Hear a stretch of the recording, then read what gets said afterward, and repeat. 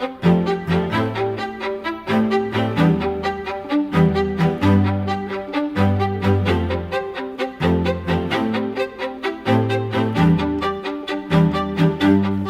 our guest today is Mr. Reg Bailey, Chief Executive of Mothers Union, author of a report Letting Children Be Children, a report of an independent review of the commercialization and sexualization of childhood in Britain. Indeed. Thank you very much for accepting our invitation here. And Reg, I would start with a statement from your report, very first sentence from the report. Nearly 9 out of 10 parents surveyed for this review agreed with the statement that these days children are under pressure to grow up too quickly. And tell me, what kind of pressure do they mean and who does exert this pressure? Well, the sort of pressure that I think most parents were referring to were parents of expecting a maturity in their children in emotional terms in a way that perhaps wouldn't have been the case in the past. I certainly don't hark back, and I don't think many parents hark back to an idyllic childhood of perhaps the 1950s or the 1960s, because children were certainly had their issues in that era like too, always. Like always, and certainly our history in Victorian England was not good in terms of forcing children into labour at the age of 11 or 12. What we're talking about here is the pressure that comes on children in two respects. The first is commercial pressure, where children are seen as consumers and a legitimate market for advertisers and marketeers, which actually forces a great deal of attention to them. And that's worth a huge amount of money pretty much everywhere you go in Europe. And therefore, they become regarded as a legitimate target for activity. And the second is that very often that commercial pressure is translated in sexualized terms with imagery that's perhaps inappropriate for children. And it was without doubt a major concern for parents to see that their children were, in their terms, being expected to grow up too quickly. So you and your team have identified 4 different areas, 4 different themes in Indeed. which this situation occurs, and each of them consists of an overall diagnosis of the situation and some hints, some recommendations, what can we do, what can be done to make this situation changed, to counteract. So let's try to go through this whole 4 areas and let's discuss it a little bit. First of them is the wallpaper of children's lives. Yes. So could you introduce us into this subject, tell us a little bit more, what does it mean, what is this wallpaper? Yeah. What it is effectively is that children are growing up in an environment where sexualized imagery is very prevalent. It's not necessarily marketing material aimed at children, it's aimed at adults effectively, but children see it all around them.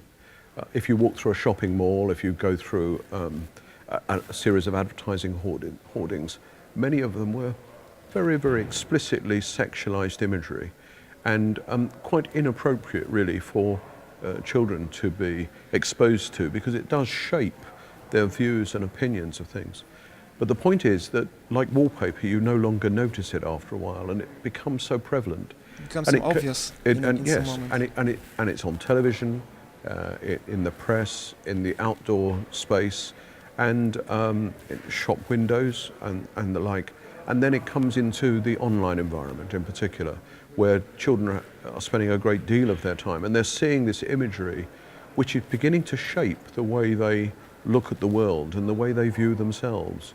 And we were really worried that the concern we had in many ways was that we want children to be valued as individuals, not for what they look like or what they own. And sexualized imagery has a habit of shaping how people feel about themselves, and people start aspiring to look in a particular way, which is not always healthy, particularly when you're growing up. Okay, and tell me, what kind of recommendation did you give in this area? Because well, it's hard to fight with it because it happens all over. Well, many people said to us, "You're trying to push back the tide." Yeah, it's there. That's the often accusation. You can then take 2 views of that. You can say, well, you either wrap children in cotton wool. I hope that translates into Polish, but you wrap children in cotton wool to protect them until perhaps they're 18, and then you recognise that it's a bad world out there, and at 18 they have to somehow make sense of it all. And it seems to me that's a wholly inadequate way of going forward. The other So is what would you be just the adequate one? inadequate. Yes, totally inadequate, because it's making an assumption that these children are somehow unaffected by something until they reach a specific age. The second way of going through it is to say, well, actually, children are media savvy. They can cope with anything that's thrown at them. You just need to teach them in schools how to deal with it. And it struck me that that's inadequate too, because children have varying degrees of media literacy themselves. Many young children are very quick to work out how to swipe on a tablet or to use the internet and so on. Faster than you can But imagine. but it does affect them profoundly. I remember talking to a 15-year-old girl who was talking about being taught media literacy in schools. And she gave the example, she said, in school I do the study of biology, and I know that if I'm dancing around in my sitting room at home in bare feet and I land on a pin, my nervous system sends a signal to my brain through the sympathetic nervous system, and my parasympathetic nervous system sends a signal to my calf muscle to pull up and take my foot off the pin. And she said, and that's what I learned. And she said, but that's what I learn in biology, but it still hurts my foot. Okay. And she said, in media literacy, they may show me a picture, an image in a magazine of a girl in her underwear, advertising the underwear. And I know that really she's not that thin, but they've photoshopped or photoshopped and manipulated airbrushed the image down to a particular size. I know that she has spots just as I do, but actually they Photoshop those out and clean them up to give her a flawless complexion. But she said, but in just the same way, that's what I learn, but it doesn't stop it hurting. And I thought that was a really profound statement from a 15-year-old who recognized the impact that imagery was having on her. She had this insight Yes. into the subject. Yes, yeah. So you mentioned two ideas that were inadequate. Yes, they were the two inadequate ideas. So my feeling was that there needed to be something which helped, there needed to be recommendations in place that sort of, reverse that drift towards an ever more sexualized environment. And that would need to be effective across a range of media, broadcast media, Some outdoors, kind of system and so on. would have to be... Absolutely, to take a look at what actually the impacts were. And then also to look at the ways in which you could, if you like, give children the emotional resilience to deal with what they did encounter. So one of almost my first recommendation was to say, let's look at public space and make it more family friendly, so that you could go with your children to a shopping mall and you would not be exposed to all of that sexualized imagery. Not attacked by them. And that required a change in the codes of practice by which advertising was being judged in the UK. So changing in law? Well, no, it hasn't required a change in law. It's required a change in the codes of practice that people adhere to.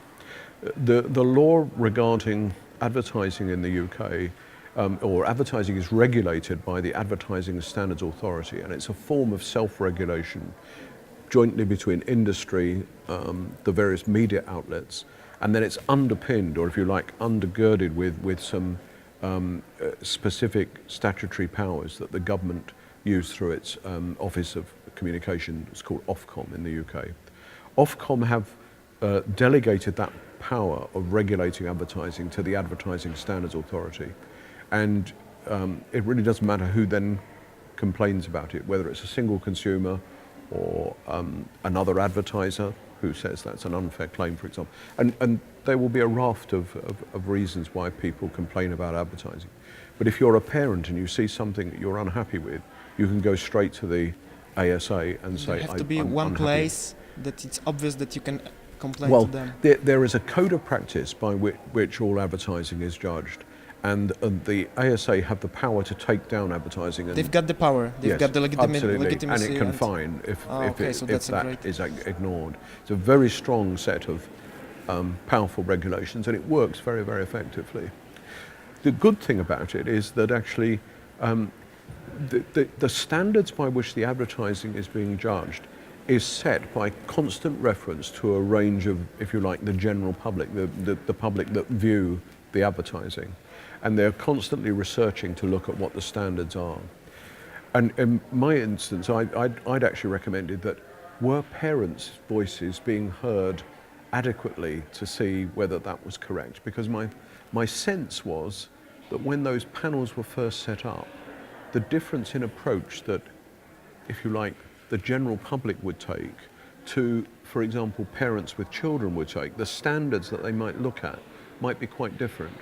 And I thought they'd moved apart. So I wanted, if you like, a parents' panel to be set up that would feed back information. Yeah. And in fact, that's happened. And the Advertising Standards Authority issued new guidelines. And within a month, sexualized advertising and imagery disappeared from British streets. It was astonishingly disciplined. How long ago did it happen? Right. That happened, I published my report in June 2011. The recommendations were accepted by the government throughout that summer.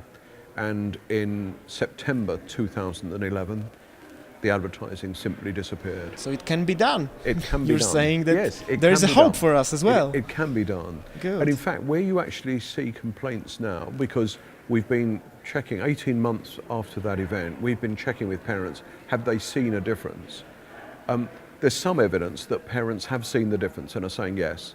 But where parents have said, no, I've still seen things that I don't like, when they're asked to explain the example, they actually give examples that were prior to 2011 because they have they still have it in their mind. Yes, a residual memory of what was course. there. But actually, they'd be hard pressed to find things there that were inappropriate. Impressive. So that's, congratulations. That was good news. So yes, that's the good news. Yes. Okay, so the wallpaper has changed at least a well, little the wallpaper is not just outdoor advertising. Yes. Okay. The other things that are there are pre-watershed television. In the UK, there is a time limit. It's 9 p.m. before which you should not show certain things on television. So I asked for those guidelines to be revised, and they've been revised. There were, I was suggesting there were controls on certain other forms of media, in particular internet-based devices. And it's happening right now. That is happening too. Yeah.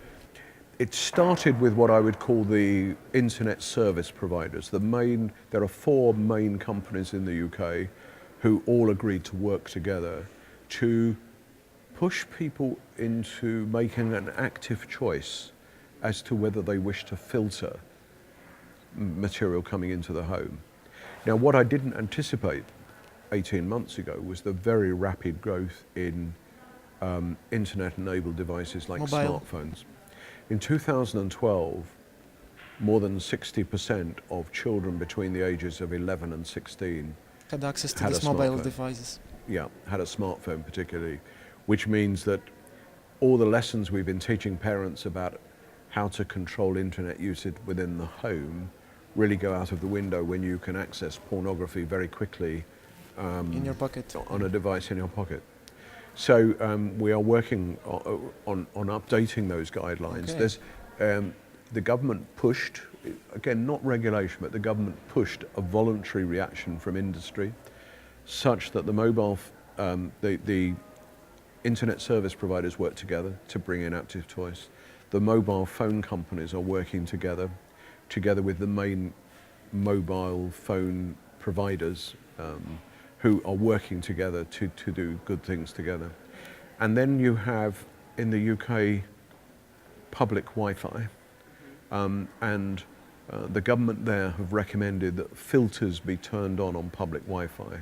So if you were to walk into a coffee shop chain or a fast food chain which has public Wi-Fi, which is open, it actually has filters so that it stops pornographic images being shown on a public Wi-Fi system. I guess it's going on right now. Recently, a few weeks ago, we've informed our supporters that David Cameron's government is taking this process of implementation, yes, this kind of filters. It started. I had recommended. Sorry, go on. The question is, if you and your team do really believe that this kind of filters would do something and would really prevent, because it's, well, as you mentioned, kids are smarter and smarter, and it's yes, not as hard for them just to, I don't know, change the filter and go wherever yeah, I want. Yeah. So the question is how it works. That is exactly the reason why I said you should have an active choice about filters.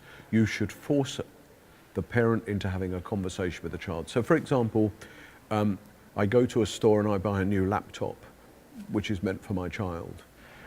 Typically we discover that the buying behavior is that the parents go to the shop with the child to choose the laptop, and parent pays for it, generally with a credit card, comes home but gives it to the child to set up, particularly if it's a young person.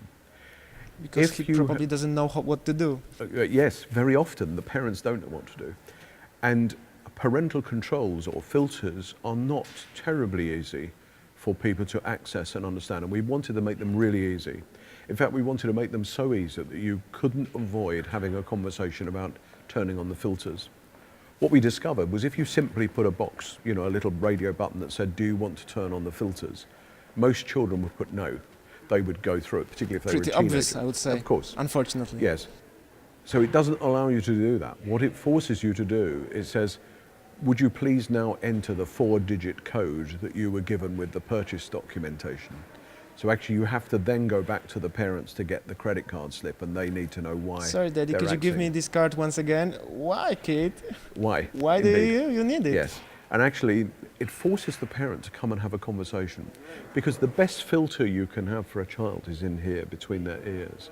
When children know that what they see is not real life, when they are not affected by pornographic imagery and so on, they need to filter that out and to be confident. So if we could build an emotional resilience in children, we do them a great service, and they would grow up to be balanced, well-adjusted human beings. But so many parents use the technology as a way of failing to discuss those issues with the children. They talk about, well, that's the school's responsibility to talk about this. Someone else should do it. It's the parents' responsibility, and we need to bring it back. Informatics has got this kind of acronym that's called PEPCAT, I guess PEPCAT, something like this, and it's the problem exists between computer and the chair. Yeah. So yes. my man, you're the problem, unfortunately. Yes. You're the weak chain. Indeed. In the system. The material you will never be able to filter it all out. The filters are getting better than they were. Many filters were pretty inadequate at the beginning. But it isn't just pornography, it's things like eating disorder sites and violent sites that parents don't want to see, sites that incite violent behaviour and so on. Exactly. So all of those the parents need to address those and say, do we really want to have this coming into the home or on this device? And yes, the government, there was a slight confusion in the government, because there was something of a movement. When I'd made my recommendation, which the Prime Minister accepted, there were a few backbenchers, members of Parliament, who were keen to ensure that the filters were turned on, and as a default position. And my argument was, that's actually not the right way to do it, because that means parents may be led into a false sense of security. What should far be better default. that yes, so that it forces you to make that choice. So that was the next issue that we were trying to bring about. What would you say? What are the odds that this implementation will be really successful? Because it's going on right now, actually. It will be. It will be successful. Mainly because we're waiting for it as well here in Poland. Yeah. Firstly, there's a good deal of pressure coming from David Cameron personally. It's not a party political issue. If you talk to David Cameron about it, he will talk about speaking as a father. If you speak to members of Parliament, regardless of their party, they talk about being a mother or being a father and worrying about their own children. That's a great way of... Skip the politics aside. Skip the politics and Let's get do to something grips good. with the problem. Okay. The other issue is that none of those internet service providers, computer manufacturers, mobile phone companies want to be tarred with being seen as irresponsible. So actually they're quite keen to get it sorted out. Corporate social responsibility so often corporate social responsibility becomes a tick box exercise for people to say they've done something.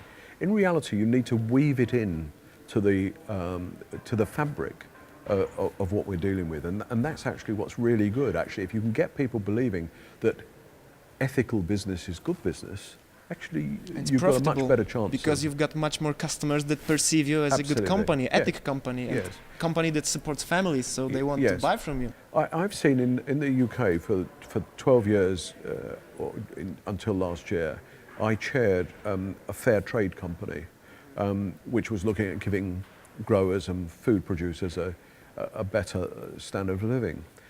When we started, everyone said, oh, it's a minority interest. It's a few people who are interested in it.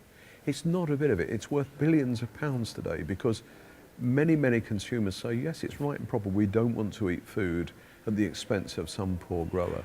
And people have begun to see that fair trade can be good business. And I think ethical trade, ethical business can be good business too. And you know, it's not been a hard sell for people. People realise it, and all I've done, I think, is crystallise it and give them a voice in a way. Okay, so we've got discussed very, very detailed the wallpaper of children's lives. So the second theme was clothing, products and services for children. Yes. So if you could give us a little bit examples, what does it mean and what can be done on this issue?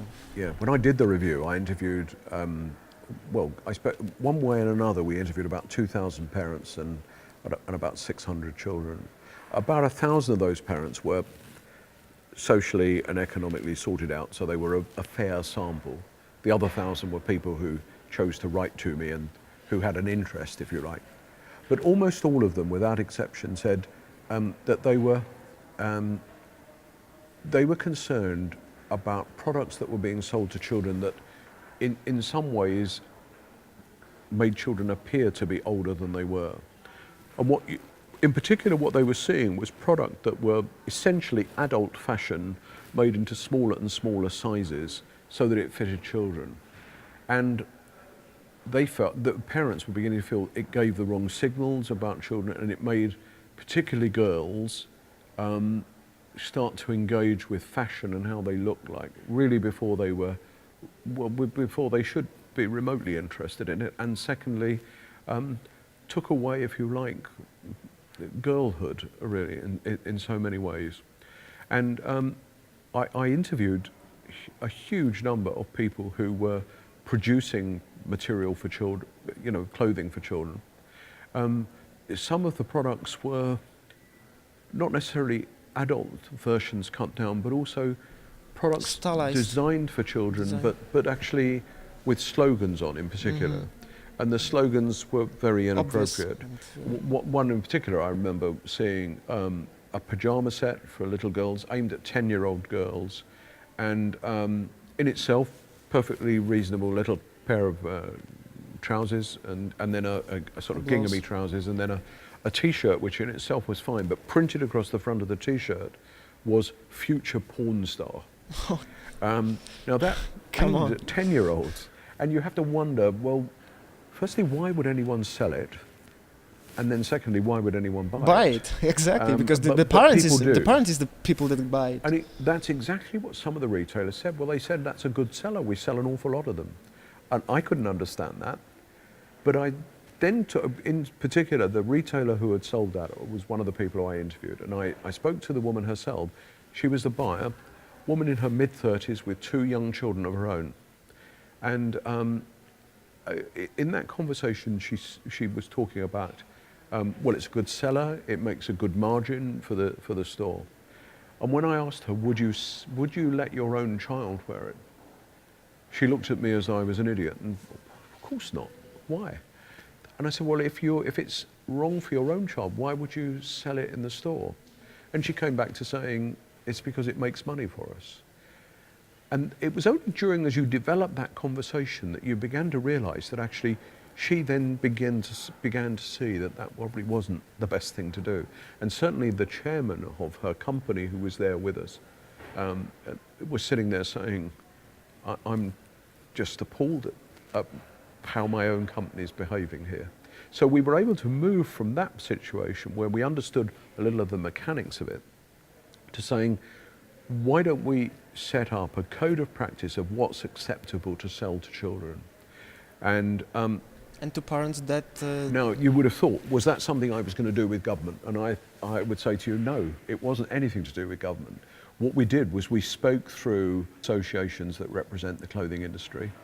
We asked them, all of these people, competitors competing with each other, would you work together and draw up a code of practice? And they agreed to do so. And they had a series of workshops where they put together a code of practice. Now, I have to say, I developed, if you like, a backstop position of what I would have hoped to have seen in that code of practice. And you know what really surprised me? They came up with a code of practice that was 15, 20 times tougher than I would have accepted. They came up and said, yep, we'll agree this. And it covered everything from photographing children. Maybe there were fathers and mothers in they there. they were almost all parents. They were almost all parents. And getting them to think about what the nature of the business should be was, I think, truly important. So I was very pleased with that. And again, that clothing and products have virtually disappeared. Well, they have disappeared from British retailers. And as far as I'm aware, no one has breached that code. I mean, the number of complaints just fallen away to nothing. So again, I think it again demonstrates that if you get goodwill from people, from advertisers and from manufacturers and retailers, as well as the regulators, you can actually make significant change. As far as I hear, there's a revolution going on in UK. It is, a good, yes. a good one, of course. Yes, it's a good revolution. I mean, Contra, maybe. in the sum, I made 14 recommendations, and I would say to you, I think. And from that 14, how many of them have been already implemented? 13 out of the 14. 13 out of 14. There virtually, or no. So the only one. The one that isn't is around music videos, accessed in the online environment, where I'd recommended that. Music videos be age-rated in the same way that cinema films would be. Under UK legislation, they're exempt, and they're exempted from that. So that means that any child can access some heavily either violent or sexually explicit music videos, either in hardcore DVD form or in a downloadable through some of the internet sites. And I'd recommended that we took away that exemption, introduced a system of age rating that parents could understand, which would also be picked up in the online environment, so that if you turn the filters on and an 18 rated music video is available, it wouldn't actually be shown. In I don't know, Google result, let's say your kids is typing, I don't know, Christina Aguilera or something, and this kind of if you were to yes, it would mean if you put in Christina Aguilera or whatever, anything that had been rated in the online environment as an 18 or a 15 would mean that you wouldn't be able to access it. This is the case of these filters that we were talking about. It requires, of course, all of these things, a lot of them require the filters to work.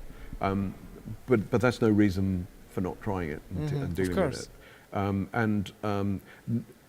We've met some resistance from the music industry, but actually it's just a bigger issue of getting a number of players from different, headquartered in different places. So different countries, and it's a global issue, you've got a global issue to resolve. Of course. That's not to say we shouldn't try and do it. Well, I bet you don't. Yes, and I bet you will. And my feeling is that we're beginning to get there, but we're not there yet. And I would have loved to have been able to come here and say all 14 have been done. Next year, let's say. Let's make a deal. Okay, so we've got this clothing thing. The third theme was children as a consumer. Yeah. And even I can recall not so many years ago that kids weren't perceived as consumers. Yes.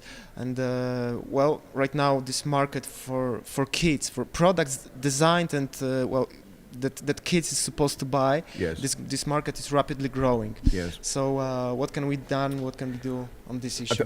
My own feeling is that, I mean, first of all, we need a consistent definition of what constitutes a child. So one of my recommendations was around saying, let's be clear about who we consider to be children. Who do we regard as people that it's okay to aim your marketing efforts at, and who do we regard as it's inappropriate? Who can you address to? Well, yes, you can. You see, I mean, there's some evidence that suggests children under a certain age can't really make that distinction between a commercial message and fact. They just believe that it's yes. true. Yeah. And in particular, when you start to get into the online world, the idea of advert games, which draw children into what appear to be perfectly innocent little games, is it really clear that it's actually an advertising message by a fast food retailer, for example? Is it really clear what children are getting involved with? And if they download an app and suddenly find that they've found themselves signing up for activities. there's a huge amount of pressure for children to take on social networking sites under the age of 13, which is the minimum age that you should To access register? that. So the 13 age range was put in place, I think, originally to comply with American legislation about data protection. But actually, there's a lot of evidence, certainly in the UK, well over half of 8 to 13-year-olds have a social networking presence, which means they've lied about the age or they've encouraged their parents to be complicit in that. register And many instead parents of are them. complicit in doing it. What that really means is that you actually start to distort the targeting for things like online behavioural advertising. And bear in mind that advertising now, more than half of advertising, is not in the areas that I grew up being familiar with, broadcast advertising, press, television, cinema and so on. It's in the online environment. And it has a huge influence on children. So if you're an 8-year-old and you've lied and said you're a 13-year-old to get onto a social networking site, by the time you are actually 13, the computer site is assuming you're 18 because it's 5 years on. So it's made the assumption you're 18. At 13, many young girls are starting to write about boys that they like and so on. The online behavioural advertising is tracking all that data. Stitching and it's your thinking this is an behaviours. 18-year-old talking about it, so maybe she needs to know about plenty of stuff. Viagra or, some pretty heavy stuff that started to be targeted towards them very inappropriately. Not to mention... What can be done about it? Because, as you said, kids are unfortunately lying. That's the nature of them. Children lie. I think that there are a number of things. One is we must get better at age verification system. How? Proper age verification system. Have you got any There recommendation are on ways this one? of doing it.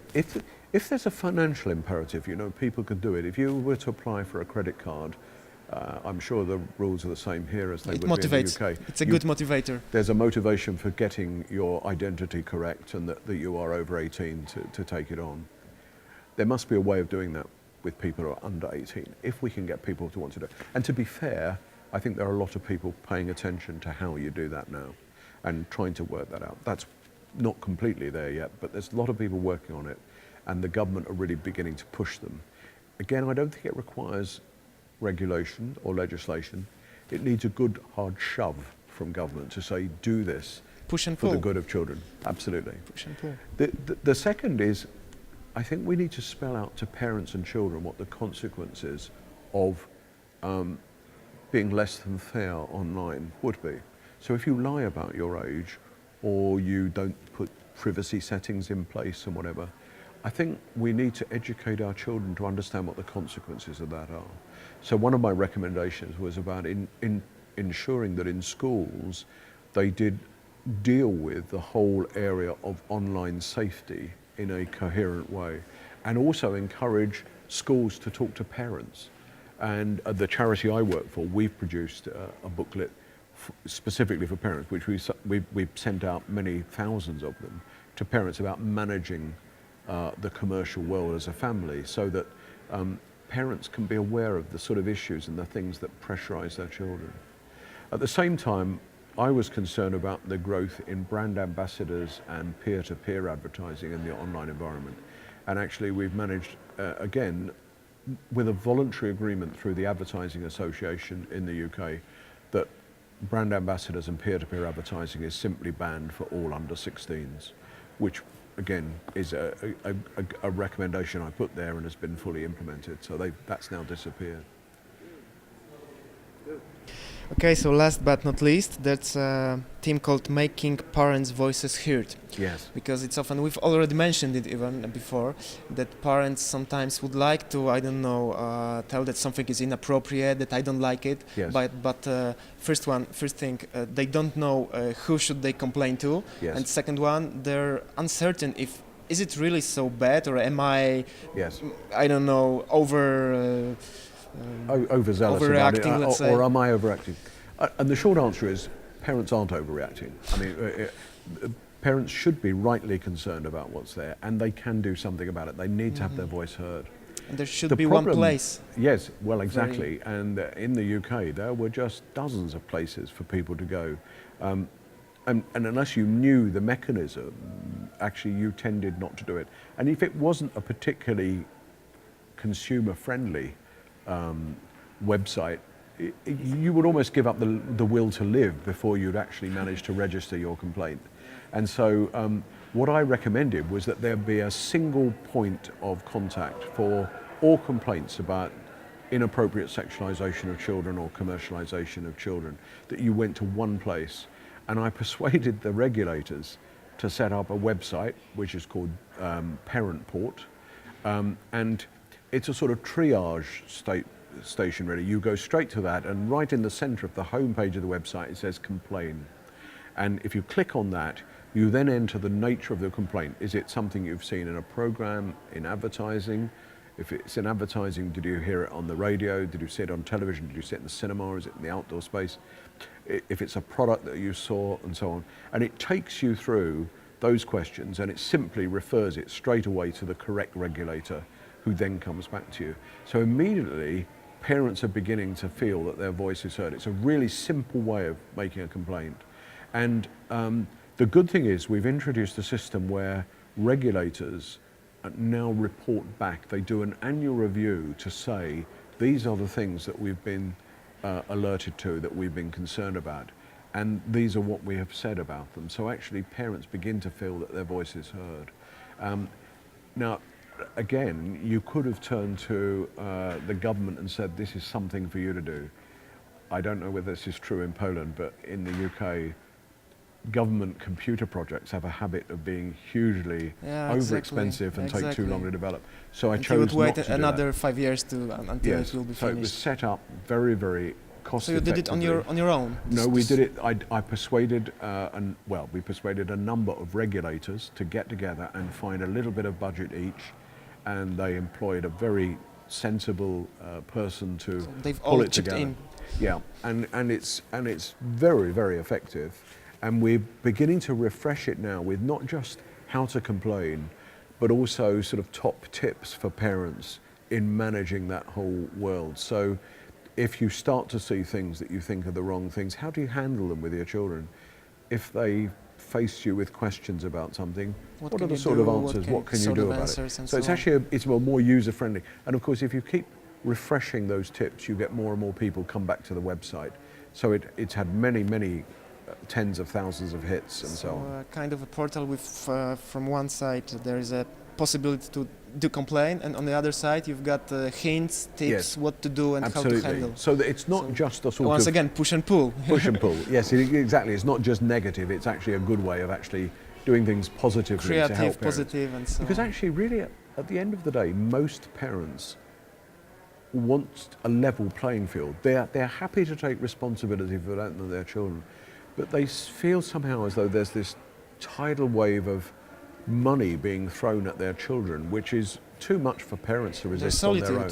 So actually, yes. So actually, it's and if you can give parents the confidence, then they will help create that emotional resilience in their children. And at the same time, we can do something about changing the world we're in, and that's actually the way to do it. Great, Reg. So, plans for the next year? 1, 2, 3 years? Well, What's I think next? we've still got more to do. I've been asked by the British government if I would continue to, if you like, nudge them and push them, gently help them. David Cameron has now appointed a specific member of Parliament to act as his political advisor, and I'm acting as his non-political advisor on really the voice for parents and children in it. And we're working through the things, but the technology changes all the time. So you have to be in touch. We have to keep stay up with updated. that technology, and we have to keep making sure that people stick to the things they said they would do. And you know, I've been so impressed with the willingness of industry to engage with it. Do you know, there's a very powerful phrase, I think, which comes out of this, is no one wants the brand embarrassment of being seen to be the company that does the wrong thing by children. And it's a very powerful consumer weapon.